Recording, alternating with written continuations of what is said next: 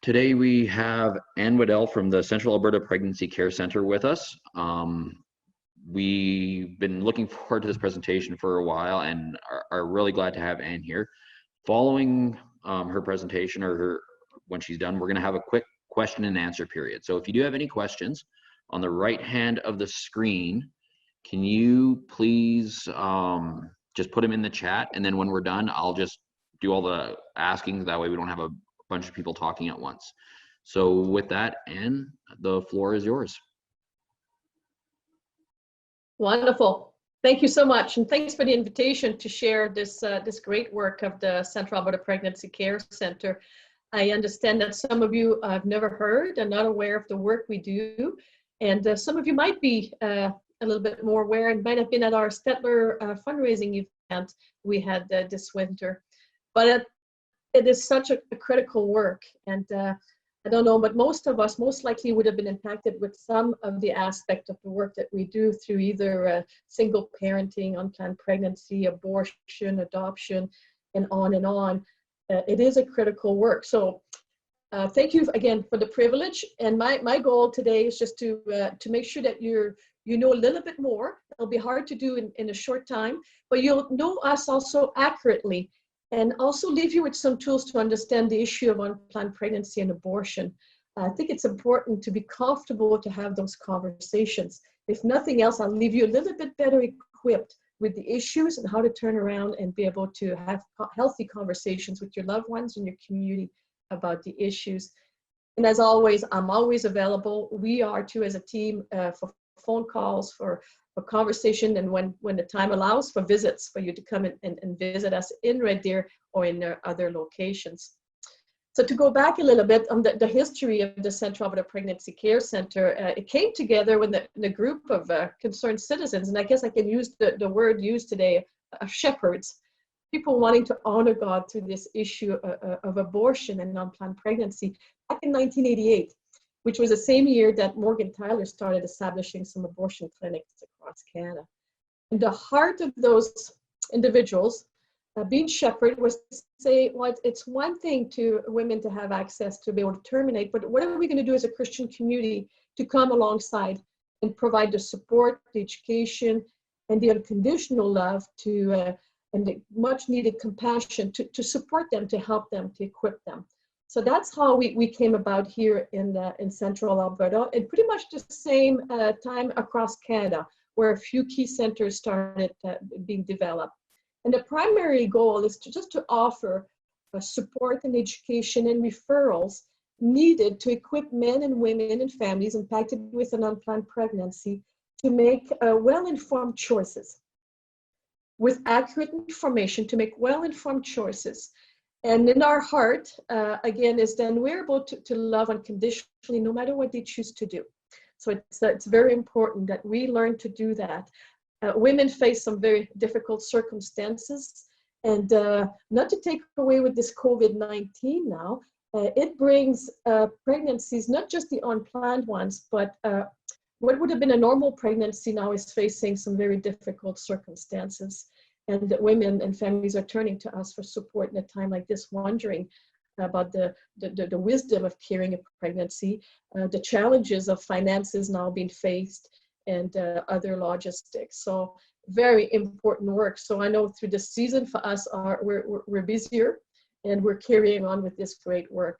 So again, is to come alongside primarily to offer this critical need to inform, educate, and support through a time of crisis. The circumstances are real, they're difficult. As a Christian community, it's one thing to condemn an unplanned pregnancy and to quickly think of what they should or should not do. But I think as shepherds, we're called to just come alongside and to say, you're not alone, we're here for you, and we can support you, and to help you, equip you, encourage you to carry your pregnancy to term, that there are resources, there is support. And then after that, then should, in spite of all that, should they choose to carry on with terminating, to be there for them, to love them unconditionally, and let them know that there is forgiveness available to them. And then that's when we have an opportunity as Christians to just really minister the heart of God of restoration, healing, and grace through that.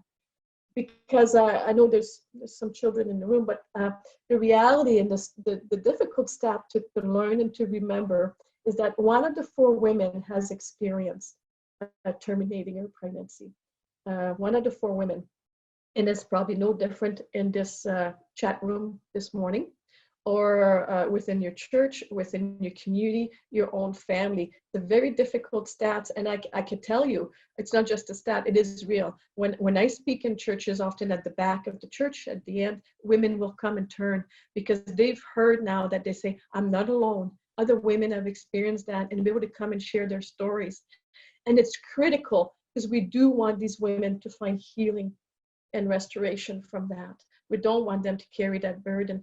We have women in their 40s, 50s, 60s coming to us after so many years say, you know what, I'm so thankful that I have a safe place to turn to and tell my story. So it is our hope and our prayer that God will be revealed in that and will restore us as Christians to be able to engage in some very healthy conversations, to be a safe place for women to turn to in the time of an unplanned pregnancy or after an abortion. Shouldn't that be where women learn to turn to? Well, you know what? Sadly, statistically, that's where they turn away from. That's where they turn away. And it's our prayer as shepherds to bring people to know and love God and to have a personal relationship. So we have an opportunity through this issue of unplanned pregnancy and after an abortion to be the salt of the earth and to bring people to get to know God's heart of love, of restoration, of grace. So it is a beautiful work that we have been doing for now 32 years, serving all of Central Alberta. And it's, again, our prayer and our goal to remove the barriers to encourage women to carry their pregnancies to term. And we've done that through expanding our services through other communities in Central Alberta. We opened a center in Olds over 5 years ago.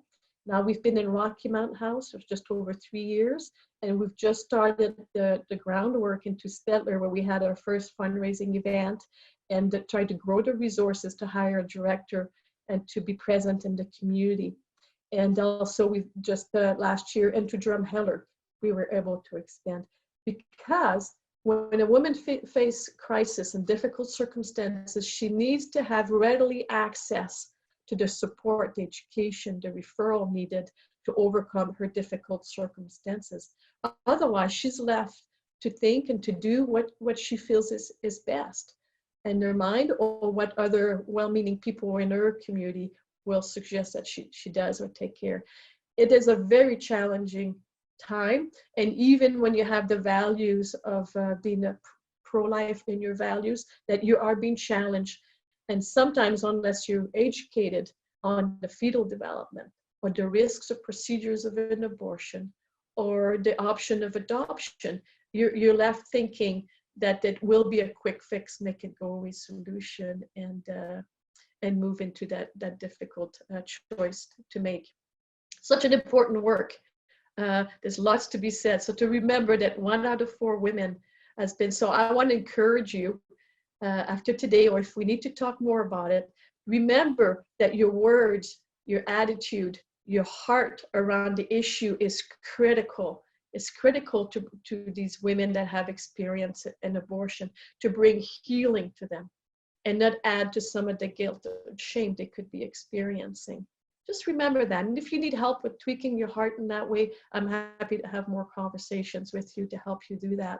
We've had stories. We have women coming through our doors. It is incredible, the circumstances. We're at a time where we're left, wondering why are some people dealt so many difficult circumstances in a lifetime.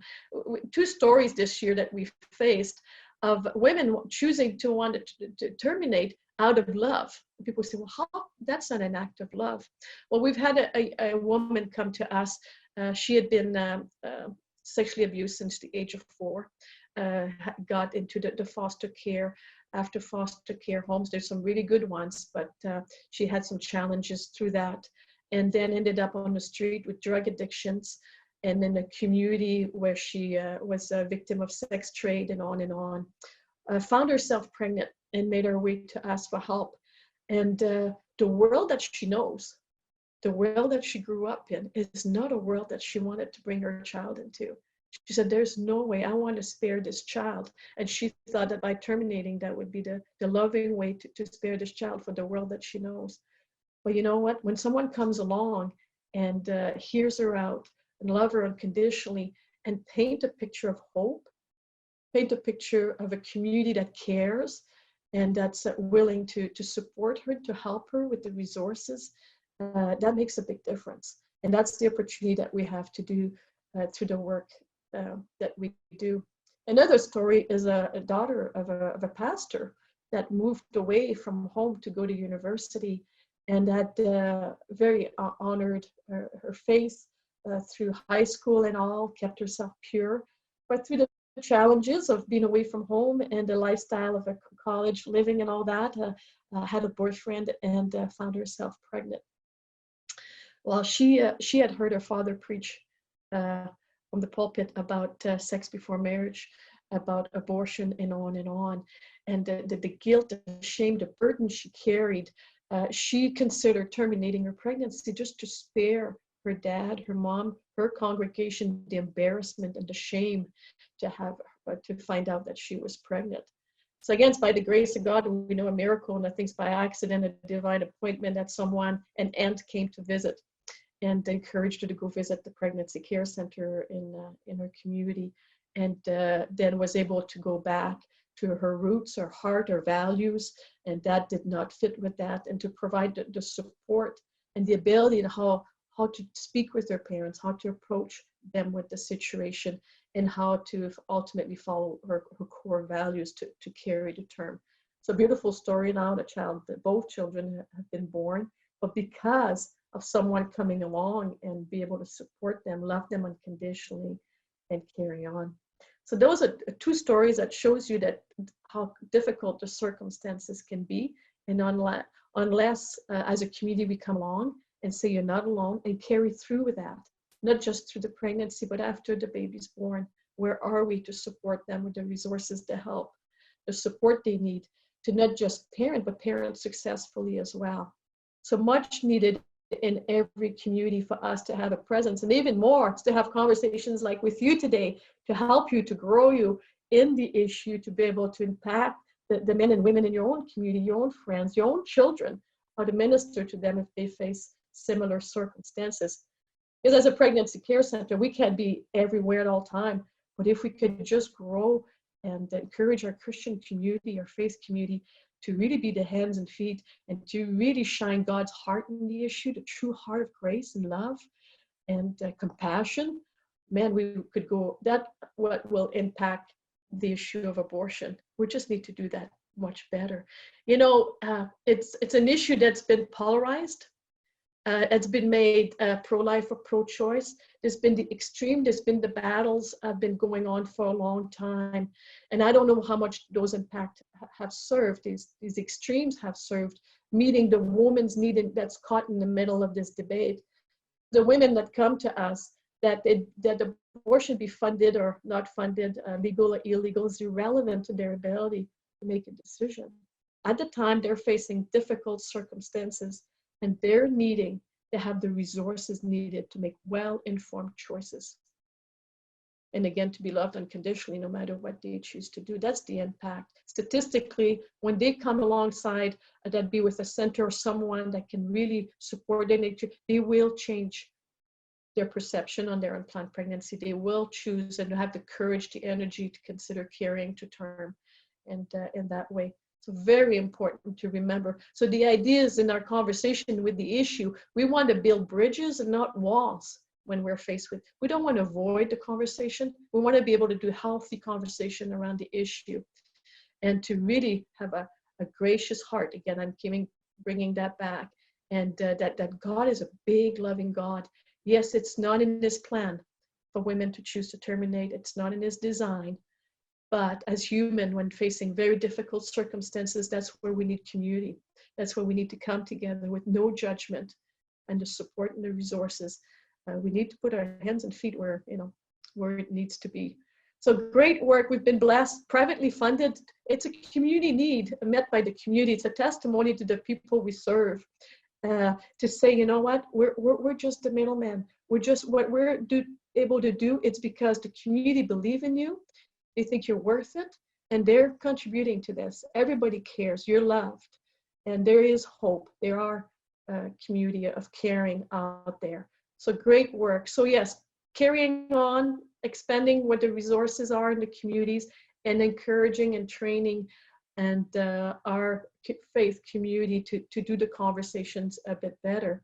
Another barrier that we were able to remove thanks to the resources was to offer a maternity home. Often our moms said, I can't take care of myself. How am I going to take care of a baby? I'm couch surfing. I have mental health issues. I have addiction issues. I'm in an abusive relationship. I've already had 3 children apprehended. What makes me think that I can keep this one? So we were thankful to just shared in the vision, and the community embraced it, and we were able to develop a beautiful maternity home in Red Deer that serves all, not just Central Alberta, and from other provinces as well.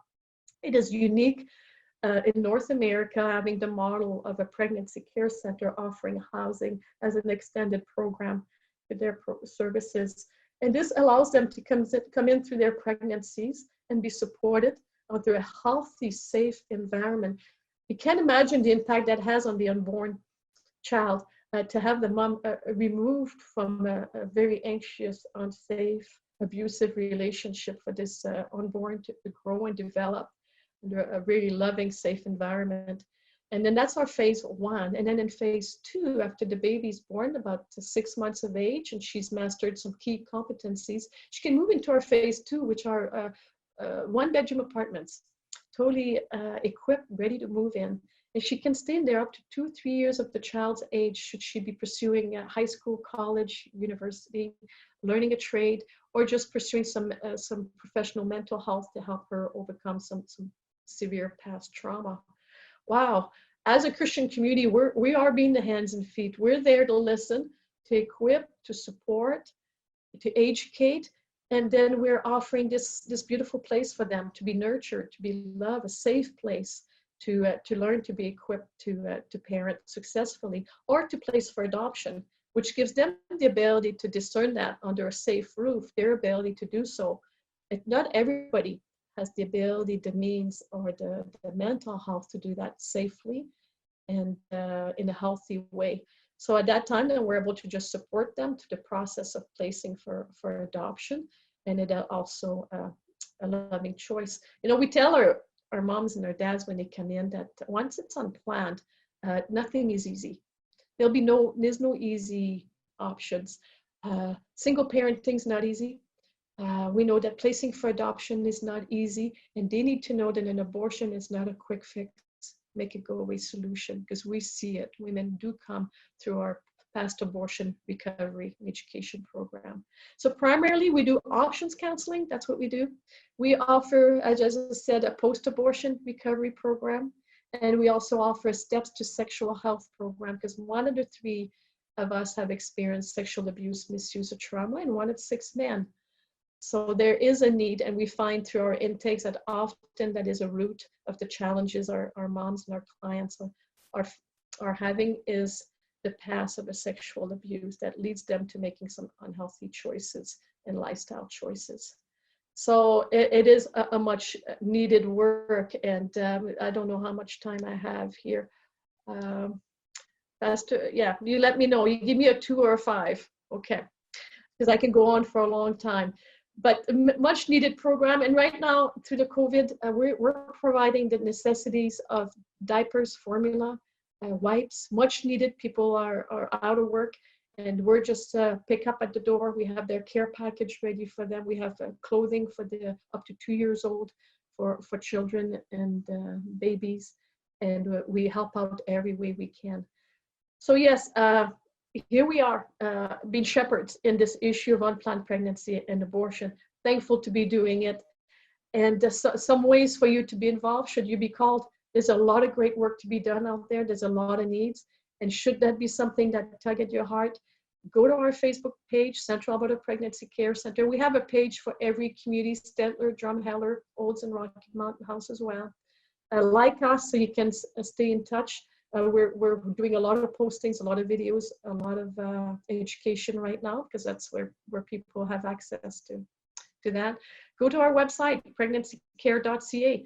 Look us up a little bit further, and from there you can sign up also for our newsletters and or place to sign up to volunteer, to explore opportunities of how to volunteer, or to donate. Of course, financially, we've been like anybody else. It's been hard. It's challenging. We've had our major events canceled. We had a big Easter dramatic musical production that we do every year here at our art center that brings 2,100 people free to attend. Beautiful story, and that raised close to $100,000 that had to be canceled this year.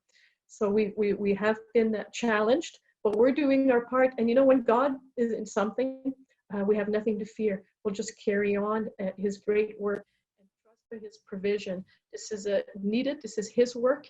And as a community, we'll just carry on and bless these women and these families in a way far beyond. And we know that the work, when we choose to contribute, the work is not just for this generation, but it will impact for generations to come. And the Lord willing, into eternity. It is our prayer that men and women will come to know Christ in a really personal way through the work we do by being at hands and feet in such a difficult time of unplanned pregnancy and abortion. It's our vision that people will turn to God through abortion instead of away from him, that he will turn to him, that he will be revealed in such a powerful way that people will come to know him and not away from him. Not away from the church, not away from God, but towards him. And that's our role. That's for us as shepherds, to lead them to him through this issue, an unplanned pregnancy or abortion. So thank you again. I look forward to questions. And if not, please, always available for, we can do Zoom one-on-one, or we can, once the doors are open, come into the center and tour our facility. We'd love to meet you.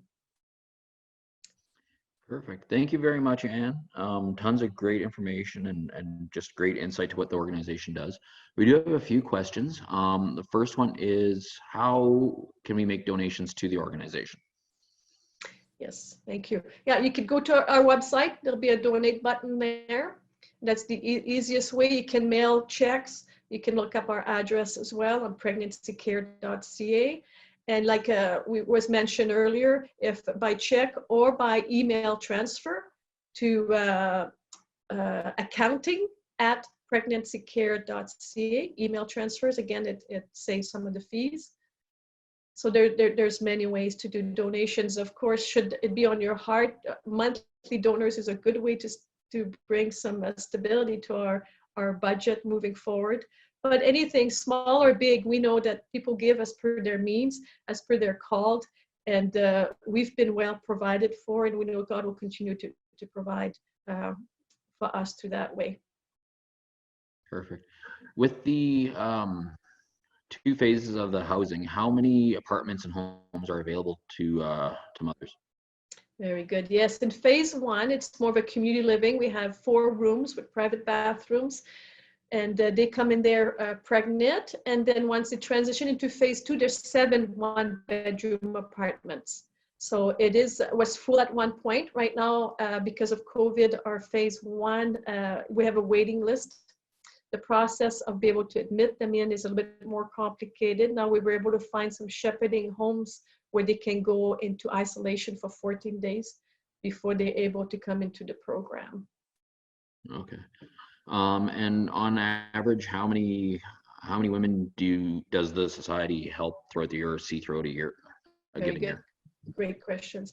Yes, I believe last year we were able to serve over 400 new clients, and that results in over 2,000 visits a year. So we do have ongoing follow-up visits with them after a first appointment. No matter what they choose to do, we do carry through. For instance, we had a story once where we had a phone call of someone that was abortion vulnerable, and then through the phone call was given some tools, some abilities to help her to discern how to make a healthy choice, and never heard back. She never followed through, never came in for face-to-face. But our procedures is we keep following up until they say, don't call anymore. So voicemails were left over time through would have been the duration of the pregnancy without knowing if she chose to terminate or not. But later on, the following year, we got a Christmas card that she wished to send us a picture of her and her child, saying that she was, apologizing for never returning the calls, but saying how important it was, and for her to know that she was being cared for, and that someone loved her unconditionally, never questioned, and that she was happy to say that as a result of that, she chose to carry the term. So Okay. we carry on, we follow up, and we build relationships. Perfect. Is there government support for the organization, or is there too much, I guess for lack of a better term, government red tape to fund anything? That's right. We're cautious. Often, especially when we're returning home, any government funding will turn us into an institution more than a home. So we have not been having any government funding, and even for 32 years, the only government funding we got is some small FCSS funding in the surrounding communities to help support some aspect of a parenting program or such. But as far as our day-to-day core programs of options counseling, we are privately funded, yes. So seeing as you're just establishing your base in Stettler right now, what services or what's available in Stettler for the immediate area around Stettler, such as Donelda? Yeah, so right now we're doing everything's by phone or by Zoom. So our staff are caring for the community through phone calls. And then as soon as the COVID-19 is lifted and we're able to, then we will post to hire a director for Stettler. And that director then will be responsible to continue to grow the resources to find a physical location and to train volunteers to offer the core programs. And our core programs is everything except for the maternity home. So it is the options counseling, the post-abortion, the steps to sexual health for sexual abuse, misuse, and a boutique for items for the community that needs it. Okay. And from what you're saying, obviously there's a very strong faith base to the organization. Can you go into a little bit more about that possibly? Yeah, I'd love to. Yes, it's such a beautiful thing for us. We are very well respected and collaborates with all agencies throughout our communities. And we're about, the posture that we have, and people question us being a Christian registered charity and questioning us about our being pro-life and anti-abortion and all that. It's a very easy and honoring conversation for us to say, yes, we are a registered Christian. Those are the values by which we abide as a staff, board, and volunteers, that we're united, which allow us to have harmony and carry on the great work. What we do in the counseling room is, regardless of the people are coming from, it is not a mandate to impose our values, our faith values, but we will meet clients where they're at, and should they be open, we're able to share with them. But our big ministry is through being the hands and feet and the attitude we have, and many come to Christ as a result of that. And as far as being pro-life and pro-choice, it's like what I just spoke with you earlier. It says, you know what? I don't know what that means to you. It has different definitions for different people. I says, you know what we are recognized that there's women in crisis, in need.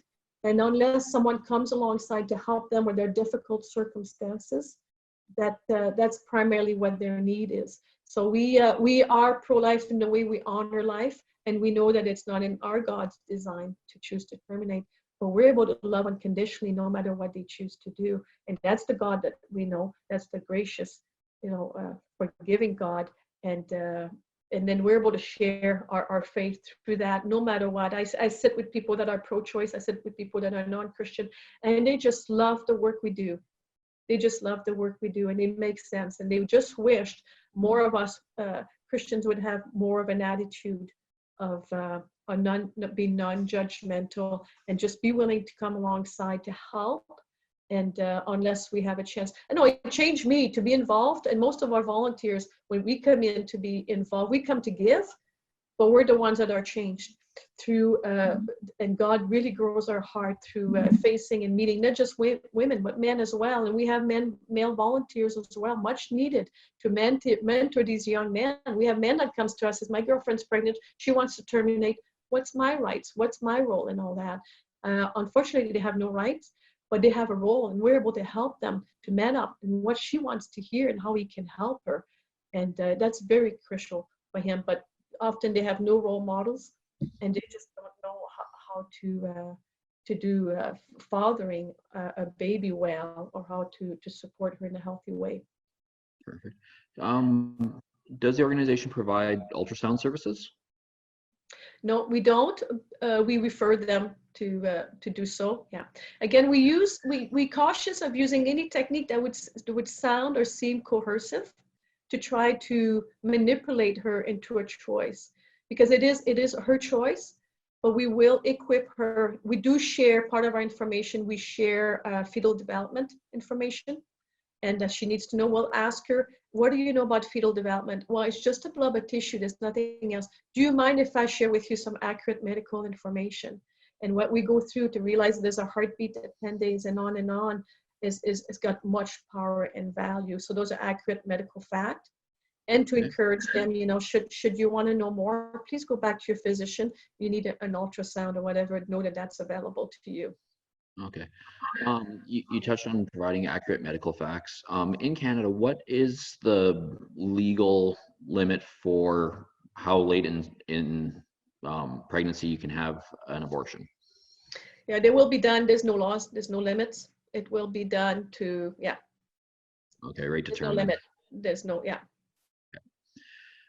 Does anybody else have any other questions? If so, throw them up there. One that I was wondering is, other than the financial support through donations, what other ways can, members of the community, members of our congregation help and support the organization? Yes. Well, prayer is a no-brainer. We can't do what we do without the power of the Holy Spirit in prayer. Those divine appointments of those women coming at the right time with the right volunteer and the right staff is critical, that they be prompted to pick up the phone to find us well, and protection for the organization as well, where it's a very difficult work. And often we're under attack. We're under really big attack under a pro-abortion coalition out there, is after shutting us down, having our charitable status removed, and very under big attack. But our comfort is we serve a big God, and this is his work, and he will see it through, and he will be revealed through this issue of abortion in a very mighty way, where it'll be so obvious that he's at the helm of the ship. So Sure. prayer for protection, and for a maternity home for these moms and babies, and the staff caring for them. Just an extra measure of courage, of energy, especially in a time like this, facing some difficult circumstances. Just prayer is number one, because without prayer we can't carry on. And volunteering, should there be something, a maternity home, we're always looking for qualified people to come and be part of that. And volunteering, doing peer counseling. When we open in Stettler, we will be doing a volunteer training. So if you sign up for volunteering now, we will keep up the list, and when we're ready to do a volunteer training, you'll be contacted. And that's for you men as well, which is much needed. And any donations, the best ways to keep up with our Facebook page, and that's where we post some urgent needs of items needed to carry on with our programs and services. Perfect. Well, thank you very much. It doesn't look like there's any more questions. So thank you very much for your time today, and a ton of useful information, and we will definitely be keeping the organization and everybody that serves it and supports it in our prayers.